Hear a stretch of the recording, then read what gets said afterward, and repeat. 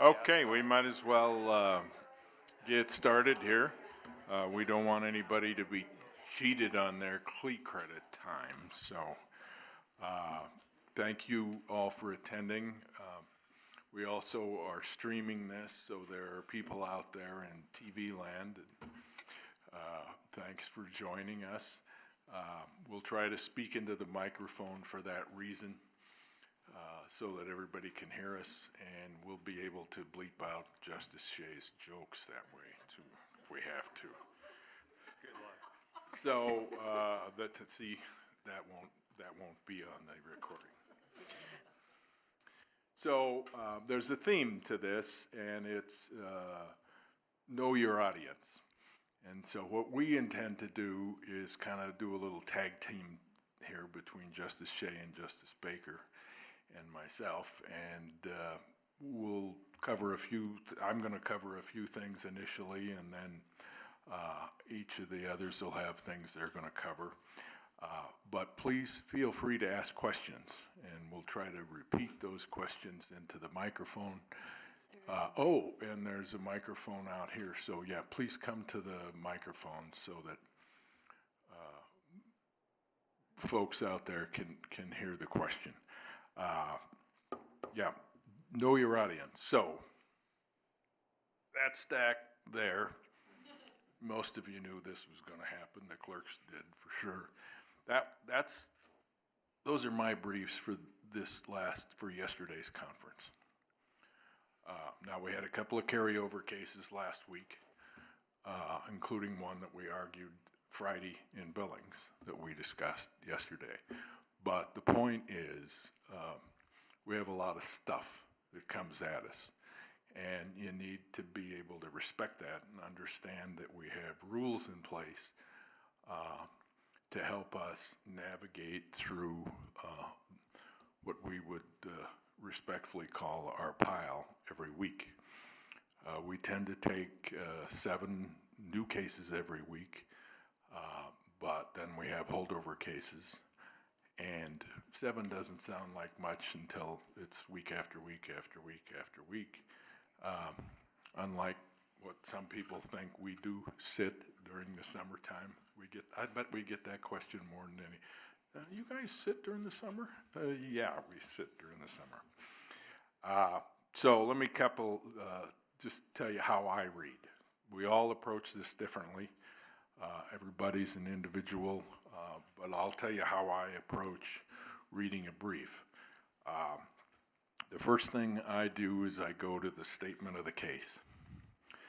And this is all to point out that people who are combining statement of the case and statement of the facts are not helping themselves. Don't do that. The rules don't provide for it. First thing I want to know is, well, what's this about? I want to narrow down what I'm looking at. And I don't want to read a 15-page statement of case, statement of facts together. Do a statement of the case. It's quite straightforward. It's the nature of the case, the procedural posture, and the rule itself, which is 12.1c, Rules of Appellate Procedure, specifically says only that procedural background that is relevant to the issues in the case. So we don't really care if somebody's complaint was amended 16 times or there were so many depositions or whatever. I mean, for example, if it's a criminal case, so-and-so was charged with this, defendant filed a motion to suppress, or defendant filed a motion in limine, which was denied. Case went to a jury trial, defendant was convicted of such and sentenced to such and such. That's the statement of the case. After that, then I'm probably going to go.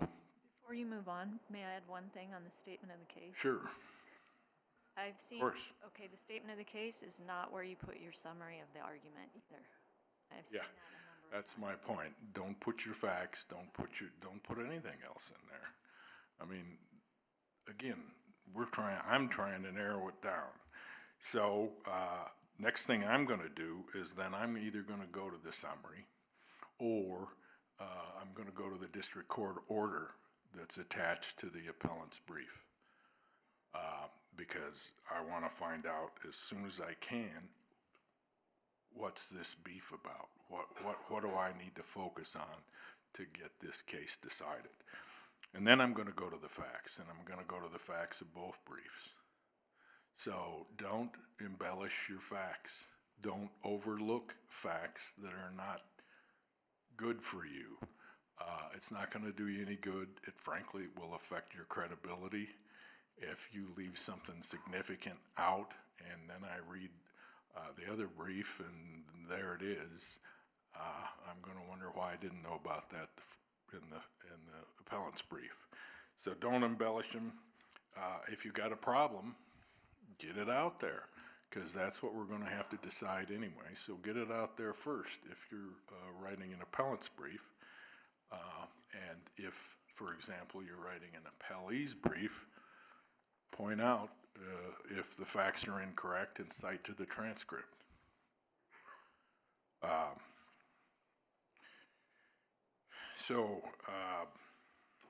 going to jump in on one other thing. The chief mentioned that he will read early on in the briefs the district court's judgment or order that's attached to the appellant's brief. Did mention that. So, and with e-filing, you no longer have to submit appendices with the written copies. We do still require written copies, as you all know, and with the written copy of the appellant's opening brief has to be attached, the paper copy.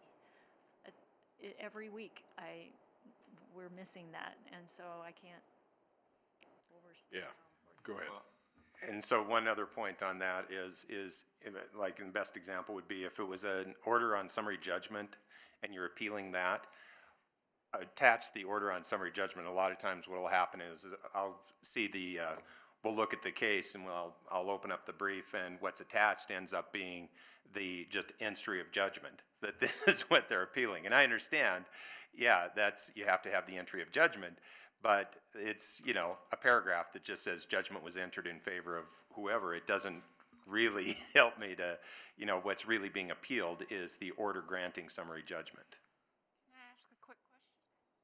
You sure can. Is it on? Yes. Okay, so you said something with e-filing, and I just wanted to clarify, is there a catch where something's getting missed because of e-filing, the judgment didn't get attached, or? It's not getting missed unless you take the paper copies home to read them and it's not there. And then I miss it because I don't have the copy. It's filed. It's in the clerk's file, but then I have to go turn on my computer and call up the electronic docketing system. And so a lot of us carry the briefs around and read them wherever we happen to be, and it's just a lot handier if it's right there, and that's why we require it. So if you follow the rules, you're doing right. Yes, and there are temporary e-filing rules that aren't published in this book, but they're located. Where are they? They're on the clerk's website, I believe. Yeah, they're on the clerk's website, the temporary e-filing rules. So look at those if you're e-filing something. And they're temporary just because we're still working through the e-filing system before we adopt permanent rules. So I'll touch on a couple more things here quick. Again, feel free to ask questions, and everybody's going to jump in. Let me touch on extensions. Sarah just passed out, or you got a copy of our colored charts, So this is what we call our dashboard, and it's part of our performance measurement system. So we are measuring our performance as a court, and these are the kinds of things that we look at. We get this dashboard quarterly. I want to talk about just extensions alone. So if you look at the box on the bottom right, direct appeal life cycle median days by case type. So the blue lines are how long it is to get the case to us. So once the notice of appeal is filed, then that's how long, for example, a criminal case takes. And I know there's some folks from the appellate defenders here, and I want to congratulate you. And thank you for what you've done. This is significantly better. So right now, the number on criminal, I think, is 470 days, which is still well over a year old. But a year ago, it was 650 days. And, you know, and I know there were a number of reasons for that, but now we're down to 470, which is still a problem. I mean, it takes a year, so if somebody's sitting in prison and we end up reversing their conviction, you know, that's a year, 2 years maybe that they don't get back. Civil cases are a little better, and domestic relations cases, we keep track of domestic relations cases and abuse and neglect cases separately for a number of reasons, but the domestic relations cases, a lot of those are pro se, or at least one party's pro se. In fact, an incredible number of those cases are pro se, which just points out a general problem we have across the state in terms of access to justice. There are lots of people that don't have an attorney because they can't afford one, but there are an awful lot of cases, especially in this area, where they just can't get an attorney. Attorneys just as soon not handle a domestic relations case, most attorneys, if they can avoid it. So they don't take them. Go ahead. Can I make one comment about pro se? If you are on the opposite side of a pro se appellant, and I know the chief's probably got more to say about this, but when we were talking about attaching the judgment or order on appeal, if you're the appellee, if you can, it wouldn't hurt to find out if the pro se appellant's paper copies of the brief attach the judgment or order, because they almost always don't. And then you could just attach it. Life made simpler. Extremely helpful, and a lot of you do that. I know folks in the Attorney General's office tend to do that, but that is very, very helpful. In terms of the criminal caseload, I'm going to be meeting with your administrators here in the coming weeks to try to talk about things that we might do, or you all might do, to shorten this life cycle. I'm also ready to go back to the legislature again, and if there's a need for appropriations for more attorneys, and there probably is, then that's something we need to address, just given the incredible increase in caseloads across the state. District court filings continue to just go through the roof, and in some communities it's startling. Billings, Bozeman, for example, the numbers are amazing. Just as an aside, effective October 1st, there won't be a Supreme Court appeal on motions, denial of motions to withdraw a guilty plea in a lower court. So there won't be 3 separate proceedings. There won't be 2 opportunities to appeal on a denial of withdrawal of a guilty plea. Frankly, by the time it gets to us, it's not only is it stale, but probably doesn't have a lot of merit to it, and it's the kind of case you probably need to be going to post-conviction relief if the allegation is ineffective assistance. So the legislature has changed the statute on that, and we can entertain a case on a writ if you file it, and there's some particular reason we should entertain it, but short of that, the defendant probably should be going to post-conviction relief. Let me touch a minute on where we are on overlength briefs. As you might guess, the court as a whole takes that issue quite seriously. So there are a lot of things that I can do as Chief Justice in terms of orders. One member of the court can sign extensions, motions for extensions, that kind of thing. For example, as you all probably know, by the way, on extensions, or those of you who practice in these fields, if there's a dependent neglect, you're only going to get 1 extension. You know, if there's a domestic and it involves a parenting plan, you're likely only to get 1 extension. If you think about it, if you're delaying a case a year and a half, and we're talking about a child that's 3 years old, you're talking about delaying a case half of that person's life while everything's in limbo. So we give those very high priority in our own process and not likely to give you an extension. Or more than one anyway. So over-length briefs. So I have a default. I'm allowed to sign a motion for an over-length brief. I can sign the order if I'm going to deny it. But if I think for some reason that you've made a good point, then I need to go to the court. And if we're going to grant a motion for an over-length brief, that'll get signed by a panel on the court. I don't have default authority to do that. And I mention that just because it points out how seriously we take motions for over-length briefs. I'm not inclined to sign them. You need to be more disciplined in your brief writing, frankly, and more disciplined perhaps in the issues you're briefing. Let me just say a couple things about oral argument just quickly, and then we'll see what Justice Baker has to say. Why do we do oral argument? How do we decide? Well, we decide whether we're going to have oral argument based on a couple of things, but one of them is we've got questions.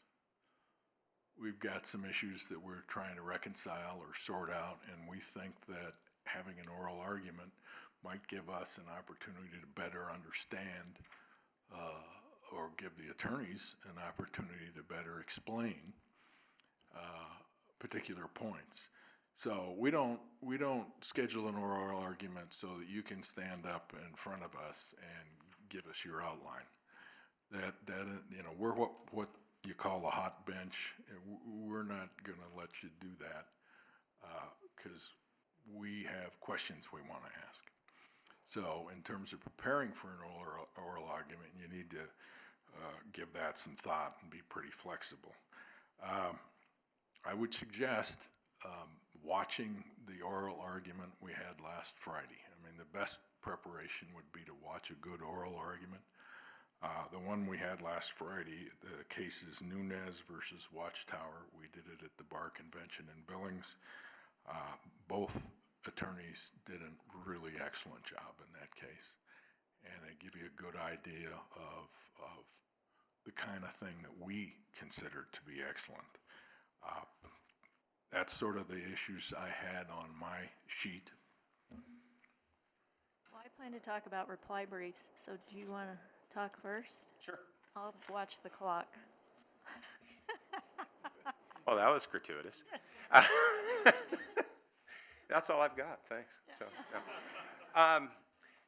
No, I mean, the chief touched on a lot of the stuff that I was going to say. I mean, the first thing, and this is really basic, but it's surprising how it happens every week, is just look at the rules and follow them. I mean, every single week, we rotate around, our chambers do, and so our law clerks review, and they have a checklist that looks at the rules, right, 11 and 12, and if the briefs are in compliance with them, and it is routinely, I don't know, probably half a dozen briefs every week get rejected and just kicked back because for some reason they haven't complied with the rules. So one of the things, I guess, a couple of things, and just following up kind of how the chief had described what he does. I mean, first thing I look at is I will look at the statement of the issues. And what I do is I actually typically, if I'm traveling, I'll take the briefs with me. But if I'm reading them at the office, typically what I do is I put the briefs up on one monitor, and then I have a memo that I prepare for myself for conference, and I'll put that up on the other monitor so I can kind of toggle back and forth between the briefs. So I don't read one brief all the way through, and then the other brief, I will read the sections and kind of toggle back and forth between the appellant and the appellee's brief.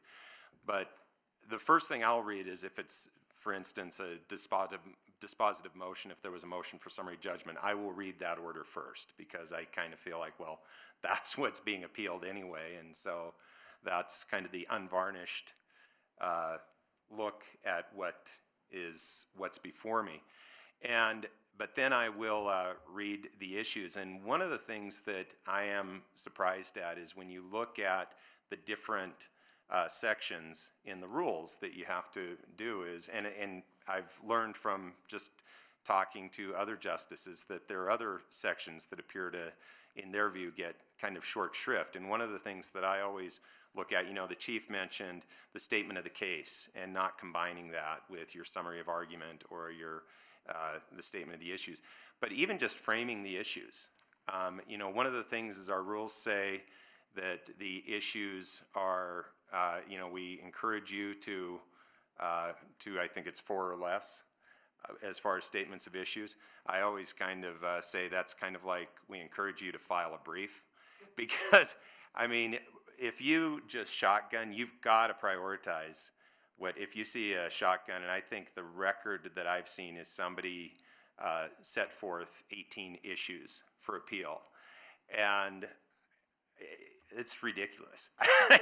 It's, first of all, it's not going to be handled that way by us if you think we're going to look at all 18 issues. Secondly, it's just, you're basically, in my view, you're throwing out a bunch of white noise, because you want to, 4 or less is a suggestion, a really good suggestion, just because for your benefit as well, that it focuses us on what are the real issues that you want us to focus on.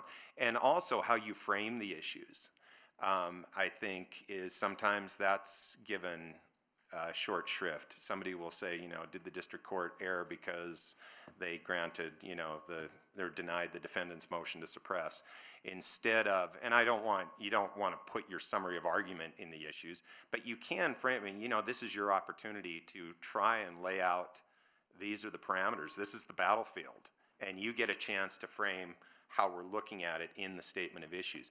One of the other things that I had never really thought of, but I was on a panel with Justice Rice here just last month or the month before, and he pointed out that in the table of contents that you can make your table of contents a little bit more descriptive and helpful to us.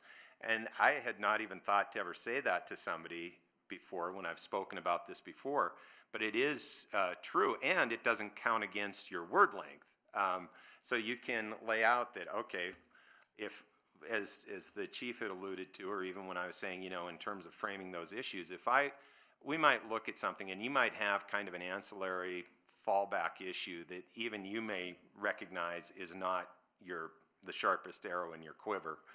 And so you might put that at number 3 or something like that. But you want us to be able to look at, okay, give us that roadmap.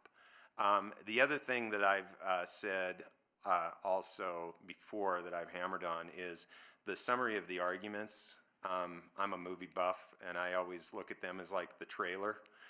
And so you want to have it, again, this is your opportunity to spend I think probably about a page to say and really kind of encapsulate and put some thought and some time into where is this a movie I really want to see? And is this something that I want to, that you can really kind of, again, frame how you want me to look at it as I go in to read the argument. The last 2 things that are just kind of outside the rules, that are just things that are kind of personally gravel me, is don't get personal about opposing counsel, definitely not about the district judge. On one occasion, I was actually prompted because I was personally, and it takes a lot to kind of really make me upset. I'm pretty laid back, but I once wrote a concurring opinion just to call out an attorney over the comments that he made about the district court judge in a case. It does not, and this is true though, really even of opposing counsel. There's 7 of us on the court. We all come from different backgrounds. There's a good chance as not that you're talking about somebody who we know and know well. But even if we're not, it's just unseemly. It's not professional. And I'm shocked when I see lawyers, experienced lawyers, who will make ad hominem comments about either opposing counsel or even for that matter, the parties. It undercuts undercuts the credibility of your brief. It really does. It really undercuts the credibility of your brief. The other thing, and this is a small point, but it's just another one of those. It's kind of like, you know, with Justice Baker, if pointing out that if the order that's being appealed isn't attached, it's just making our life harder. And why do you want to do that? Well, maybe you do. I don't know. But if it is a case, and this is probably on my mind because I was just reading one of these briefs yesterday, written by a very good attorney, and there were I guess when did we change it with the MT sites, 97, 96, that will not use those sites, and, you know, instead of citing to the paragraph, they cite to the, they don't, first of all, don't put the MT site in there, they just put the Pacific site and the Mont site, and secondly, it's a page number instead of when. It's just so much easier I can go and look at the specific paragraph. There was a reason why, I'm assuming it was long before my time, but there was a reason why that rule was changed, I guess, I'm assuming, and it was to make it easier to find those citations, the pinpoint sites. But anyway, those are kind of the grab bag of my thoughts. Before I turn to reply briefs, I'll just emphasize my agreement with Justice Shea's point about the argument summary. I think it's probably the most important section of your brief, and it gets overlooked a lot because it's kind of an afterthought. You finish your brief and see how many words you have left in your word limit, but I think it can actually help you frame a better argument in the argument section if you have it well summarized in the summary. And it does give us a roadmap to follow, and it's helpful too. We all make, as Justice Shea mentioned, we come into conference with our own notes about each case so we can discuss them without looking at the briefs page by page. And sometimes, if it's a good argument summary, I'll just paste that into my notes, and then I might add a couple of things. But if all your points are in there, it really helps us have that discussion, and it helps in terms of reading the brief. Often the way I approach it is much like the other two, but I read the issue statements first, then I read the district court order, then I read the argument summaries of both briefs, and that helps me figure out, you know, what I need to focus on in reading the rest of the brief. So, just to add to that, they both read the issue statements. I don't, and not at first. And the reason I don't is because they don't help me narrow down what I want to know. It's amazing how many issue statements I still don't even know what the case is about, you know? So, you know, they are important, and I've given up reading them first because they almost never tell me what I want to know. That's a really nice segue into my discussion about reply briefs. Because sometimes people on the court may not read a reply brief because it really doesn't function as a reply brief. And I confess. so I'm going to talk about reply briefs, and in your materials is an article that I've found that is the most useful thing I've ever read about reply briefs. So I encourage you all to look at it. I'm not going to follow it along as I talk, but it's very helpful. The first question is, should you file one? I'll reframe that question. Should you forfeit the final word to your opponent? To me, the answer is obvious. If you're the appellant, you want the last word. And in the article, it talks about just the example of dialectic reasoning, which is a process of arriving at truth by comparing and contrasting alternate solutions. So there's a thesis, that's you as the appellant. There's an antithesis, that's you if you're the appellee, and there's a synthesis, and that's the reply brief. And I think the impression that you may leave by not filing one could be interpreted one of two ways. One, that you're overconfident, or two, that you're conciliatory. You don't have a response. And I don't think you want to leave either impression. But what you file is the most important. It's not just filing one to mail it in and say, okay, I filed my reply brief. It really matters. And so I want to talk a little bit about the structure and content of the reply brief. It's simply described in the Appellate Rules 12, subsection 3, It must be confined to new matter raised in the brief of the appellee. Simply stated, that means no new issues, no new legal theories. You are addressing the appellee's brief. To me, that also means it's a reply, not a repeat. You don't need to repeat anything that's in your opening brief, unless it's something that you're responding to that the appellee has made. I've seen a lot of reply briefs that start with a statement of the issues, a statement of the case. You don't need any of that in the reply brief. And also, you don't need a statement of facts, but you should briefly respond if there are facts that the appellee raises that aren't correct or aren't cited to in the record. A very brief statement about the facts, if they're facts that are material to the decision, as the Chief alluded to or mentioned earlier in the opening brief. So the key word in a reply brief, both words are key, reply and brief. Get to the point. I would say that the best reply briefs I've read are 5 pages or less. And I will compliment the Office of Appellate Defender. I think they write very fine reply briefs. Get to the point. You don't need to repeat your own argument, nor do you need to repeat the opponent's argument. We all read the briefs all at once. I don't read the briefs as they're filed. So although it's been many months, maybe many, many months since you wrote your opening brief, you don't need to tell me what you said in your opening brief, and you don't need to tell me what your opponent said in its response brief. I think it's a good idea, and this is recommended in the article, a short introduction to reestablish your thesis and your essential premise is, I think, a great idea in a reply brief.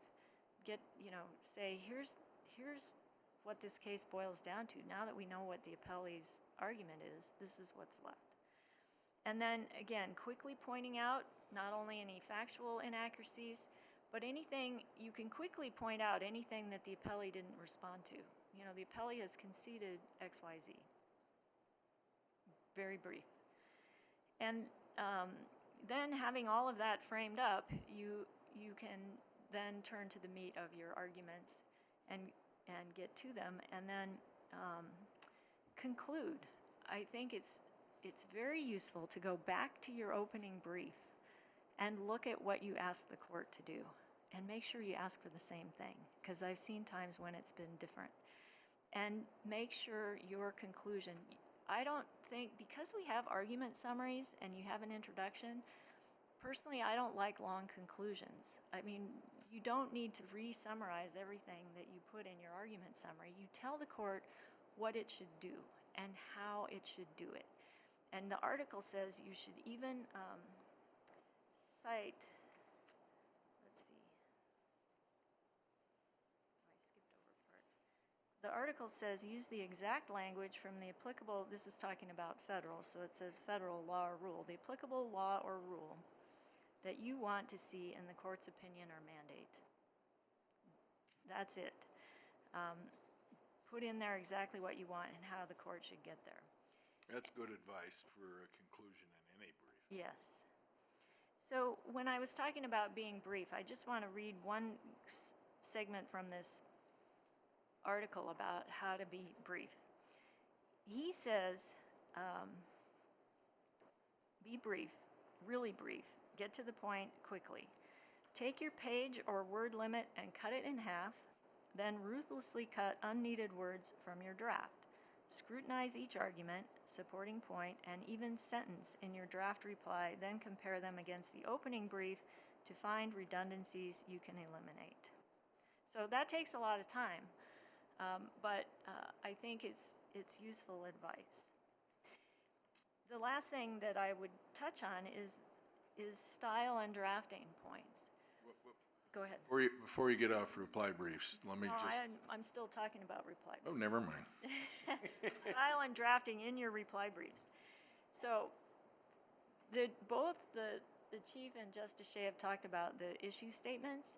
In your reply brief, you don't need to be, even though you're addressing and replying to the other side, I don't think you need to be confined by the appellee's statement of the issues. You don't need to organize your reply brief to address their statement of the issues. You go back to your points, or track sometimes the disorganization in the response brief.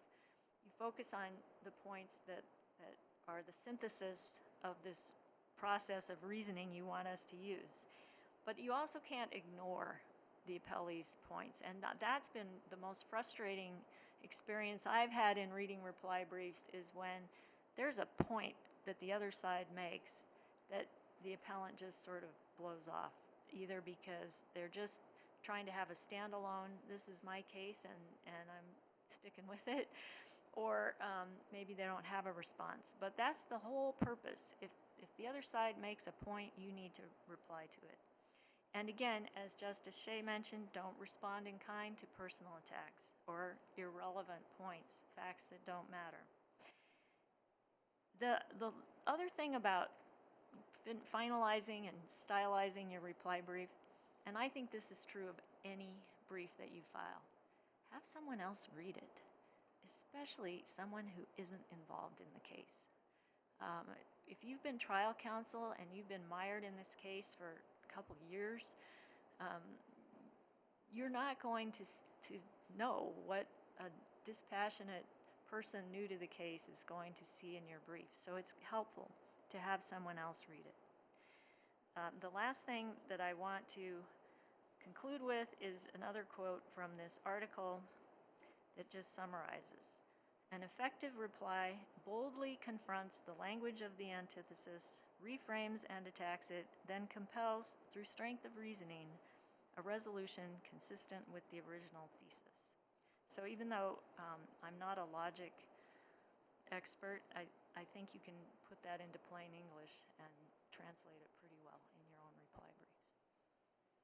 The only thing I would add on reply briefs, I think that's excellent. And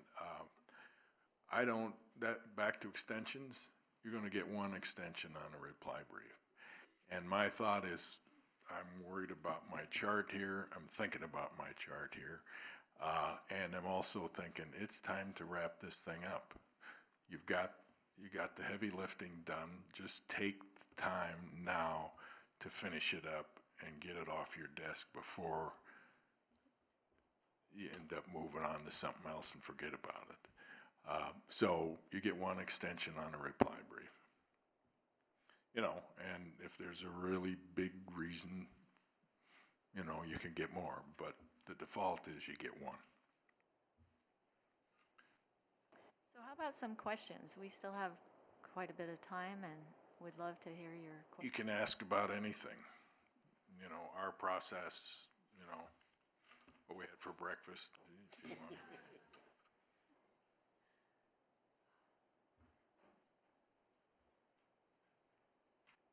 I had a question for Justice Shea. You said don't attack the district court judge, but I just read an opinion, I think or at least a summary in Law Week this week or last week, where the court remanded to a different judge because it pointed out errors that the district court judge had made and showed bias. So I'm assuming the lesson is you want to point those out, just don't attack. Is that the approach?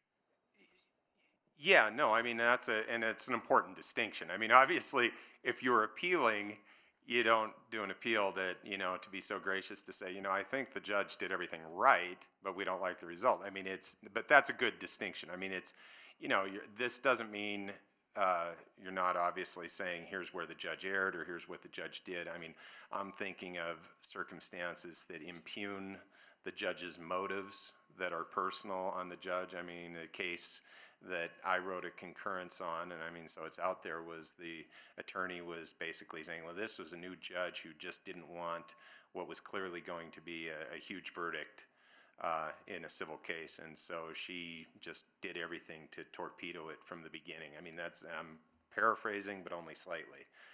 The things that are just like the personal attacks, or again, questioning the judge's motives or impugning his or her integrity are the things that I'm talking about. And again, and also by the same token, and I understand, I mean, I was a trial lawyer, I understand how how worked up you can get with certain opposing counsels, and there are some that push your buttons more than others. It does you no good, though, to get personal with the attorney on the in an appellate brief like that.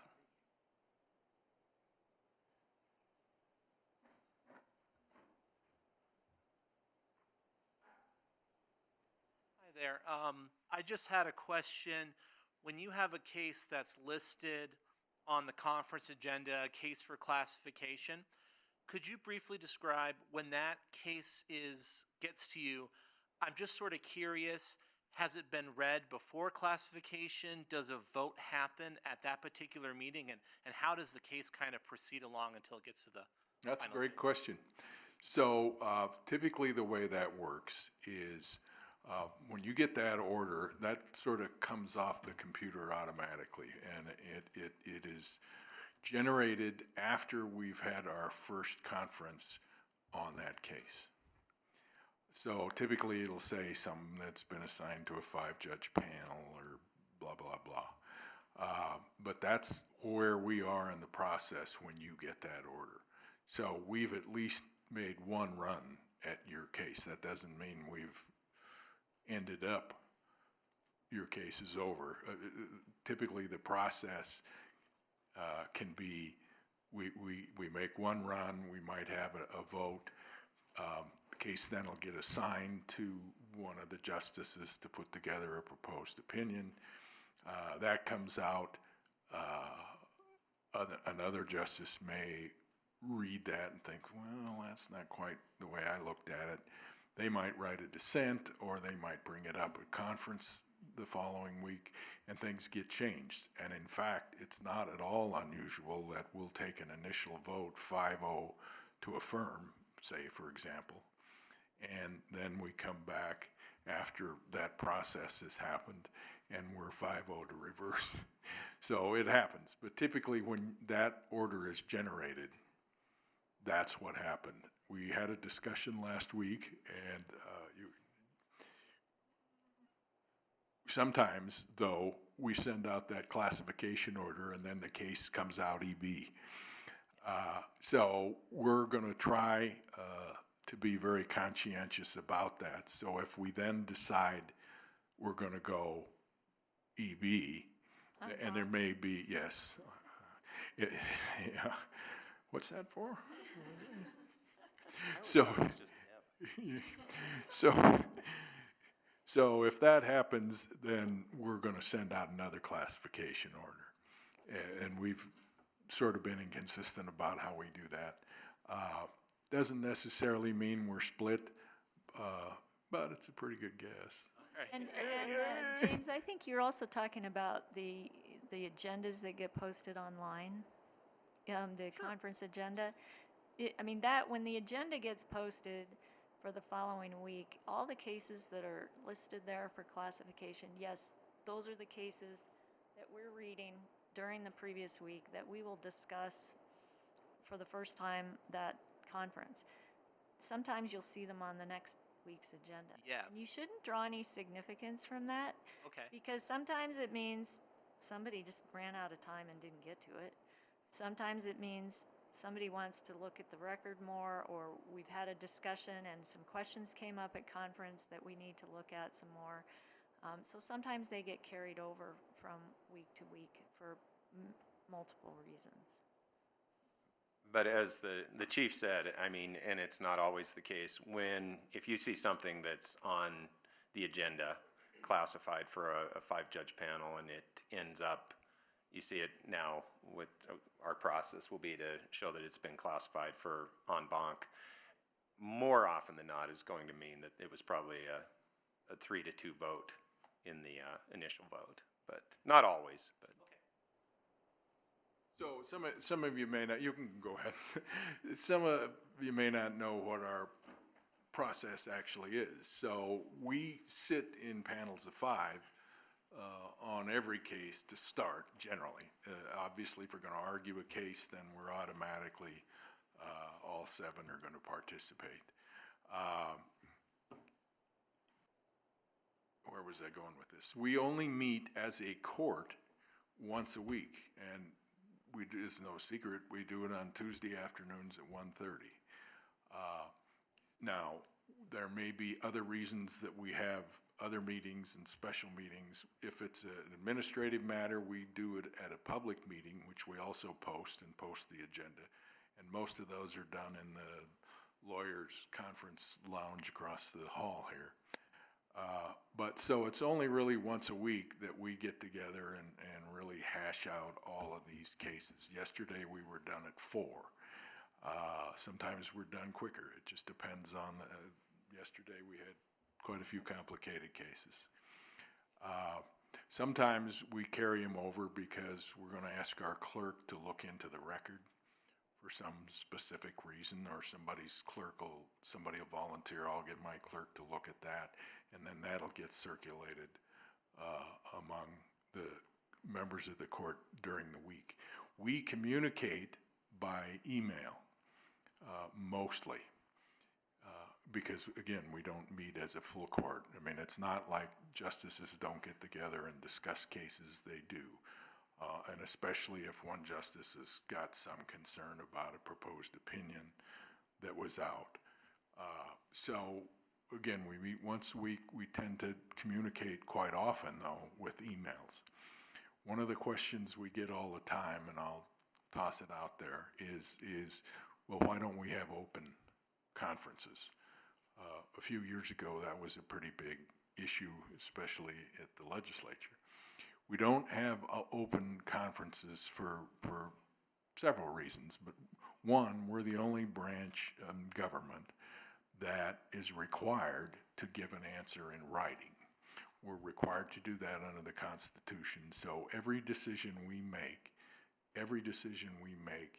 comes out in writing. And the writing has a rationale for why we decided what we did.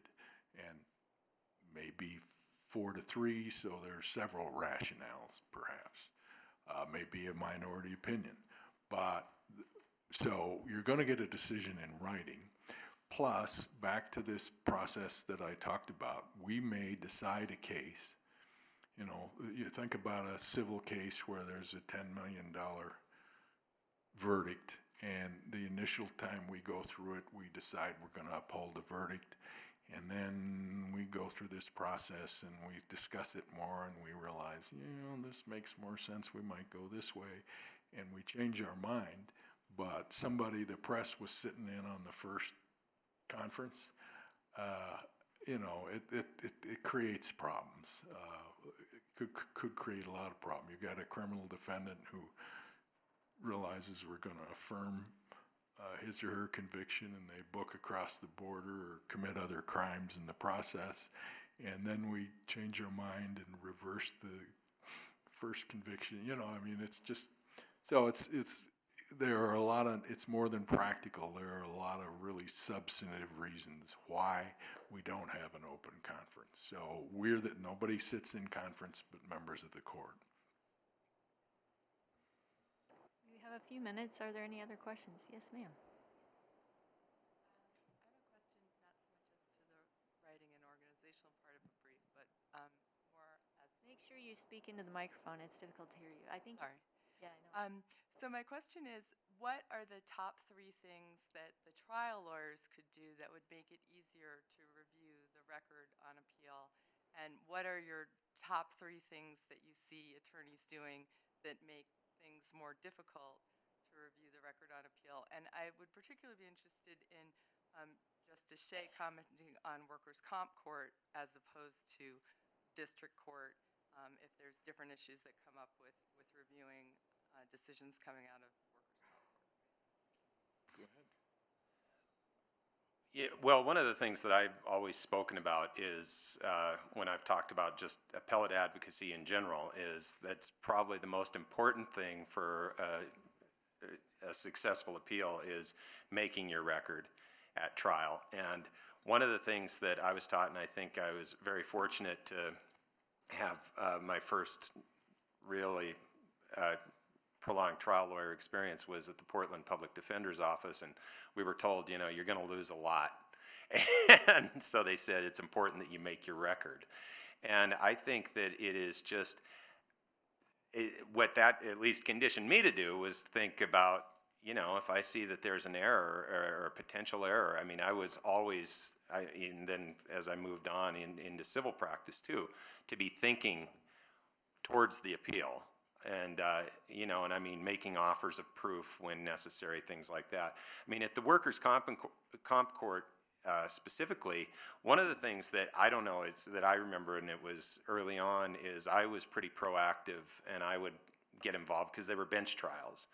And I remember one, and this is just under the importance of making a record, and it was a very good attorney who I'd asked a question, I don't remember what it was, of a particular witness, and the attorney said, Your Honor, this is kind of awkward for me because you're asking the question, but I think it's objectionable, and whatever I was asking for hearsay, whatever it was. And he said, I'm assuming you're going to overrule me. And I actually thought about it, and I said, no, you've got to make your record, and actually it's a good point, and it's sustained. But that was even the whole point of, even if you feel like it's, sometimes people don't want to call out the judge, and this, goes back to, this isn't making any sort of an attack on the judge, but just respectfully saying, I've got to make my record. And I think it's always important to err on the side of making the record if you're in doubt. I'll give a couple more examples. One is sidebar conferences. We've had this come up a lot. And, many courtrooms are not conducive to putting something on the court reporter with the jury, on the court reporter's record with the jury sitting right there. But if you have a discussion with the judge off the record, number one, make sure your client is there. Number two, make sure there's a record made of it at some point. And I don't think there's a trial judge in Montana who wouldn't allow you to do that. Put it on the record at the next recess, what was discussed, what the objection was, what the ruling was. The second thing is depositions. If there's a summary judgment ruling on appeal, the record that was before the court at the summary judgment stage is what we need. And a lot of times the briefs might excerpt a page of someone's deposition, and then that's all there is.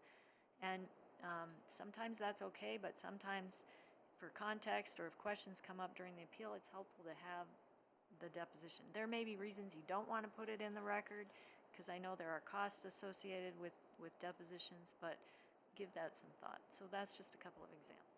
I think the key is that both justices alluded to is as a trial attorney, you need to be mindful of the appeal.